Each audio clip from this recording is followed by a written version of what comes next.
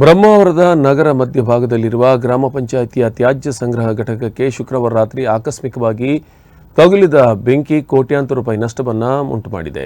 ರಾತ್ರಿ 1 ಗಂಟೆ ಸಮಯಕ್ಕೆ ಹೊತ್ತಿಕೊಂಡ ಬೆಂಕಿಯ ಕೆನ್ನಾಲಿಗೆಗೆ ಹತ್ತಿರದ ಗುಜರಿ ಅಂಗಡಿ ಮತ್ತು 10 ಅಂಗಡಿಗಳಿಗೆ ಬೆಂಕಿಯು ಹಬ್ಬಿ ಮತ್ತಷ್ಟು ಹಾನಿ ಸಂಭವಿಸುತ್ತಿರುವುದಕ್ಕೆ ಕಾರಣವಾಗಿದೆ. ಬ್ರಹ್ಮಾವರ ಪೊಲೀಸ್ ಠಾಣೆಯ ಎಎಸ್ಐ ಶಾಂತರಾಜ್, ಎಸ್ಸಿ ನಾರಾಯಣಗೌಡ ಮತ್ತು ಗೃಹರಕ್ಷಕ ದಳದ ಸ್ಟೀವನ್ ಫೆರ್ನಾಂಡಿಸ್ ಘಟನೆಯ ಸ್ಥಳಕ್ಕೆ ಆಗಮಿಸಿ ಅಂಗಡಿಯಲ್ಲಿರುವ ನಾಮಫಲಕದಲ್ಲಿರುವ ಮೊಬೈಲ್ ಸಂಖ್ಯೆಗೆ ಕರೆ ಮಾಡಿದಾಗ ಬಹುತೇಕ ಅಂಗಡಿ ಮಾಲೀಕರು ಘಟನೆಯ ಸ್ಥಳಕ್ಕೆ ಆಗಮಿಸಿ ಅಂಗಡಿಯಲ್ಲಿರುವ ಕೆಲವು ಸುತ್ತುಗಳನ್ನು ರಕ್ಷಿಸುವಲ್ಲಿ ಶ್ರಮಿಸಿದರು.